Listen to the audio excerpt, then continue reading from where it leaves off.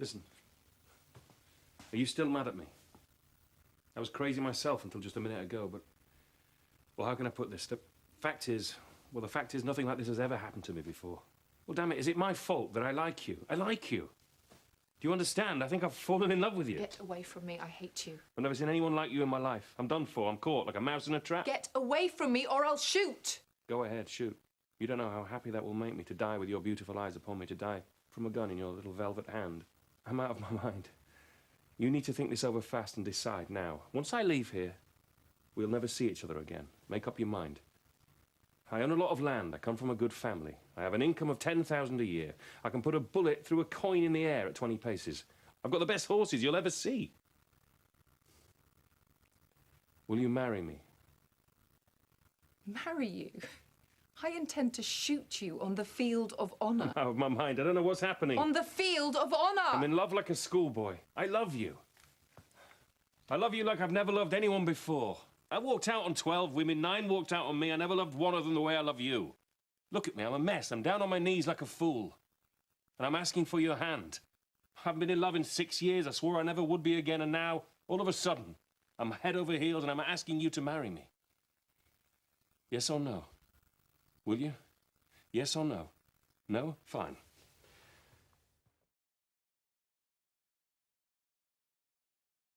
Episode 8. Conversion from misogyny to masochism. As Popova is strict about the duel, Smirnov loads the revolver in silence, takes his cap and goes to the door. There he stops for half a minute, while they look at each other in silence. Then he hesitatingly approaches Popova. A totally different man now, Smirnov apologizes Popova for being devilishly annoyed and expresses his love to her hysterically. Well, it is my fault that I like you. I like you. I almost love you. While explaining how he feels, unable to control himself, he realizes his emotional pressure by gripping the back of a chair until it cracks and breaks. Popova remains in her stately position, continuing to show her anger and repulsion at Smirnov. Get away from me! I hate you! In a struggle to convey his infatuation with Popova's robust quality as a woman, Smirnov feels trapped in his love for her like a mouse fallen into a mousetrap, and confesses to the audience that he is enthralled by her character and demeanor in an unprecedented manner. In response, Popova takes the upper hand and continues to tease him. Stand back, or I'll fire.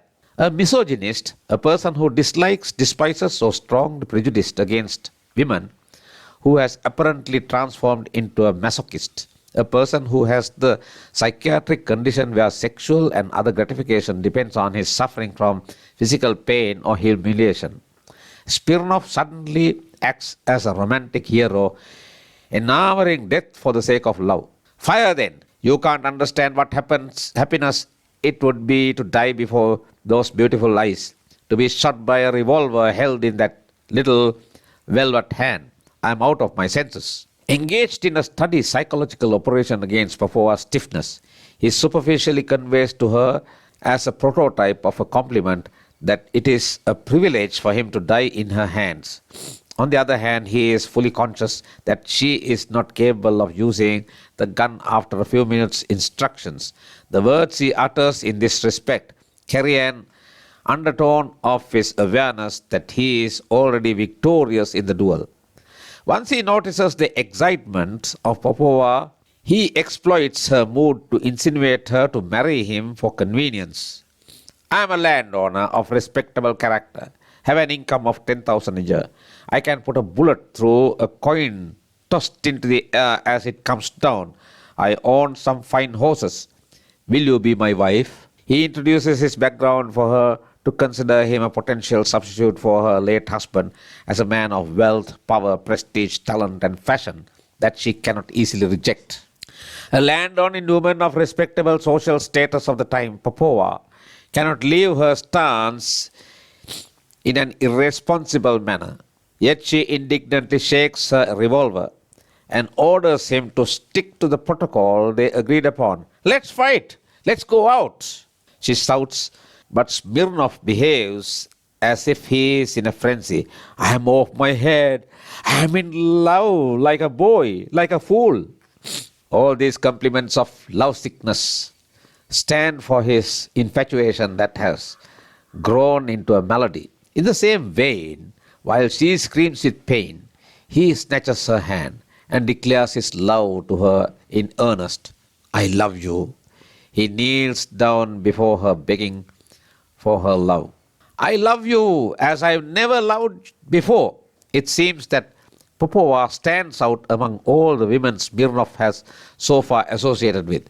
He denies all the boasting he made in the third episode, where he insulted women as poetic creatures of fickle manners, too fragile to handle. I'm weak, I'm vexed, I'm melted, I'm on my knees like a fool, offering you my hand. He presents himself to her like a fish out of water, or else like a willing slave in a petticoat government.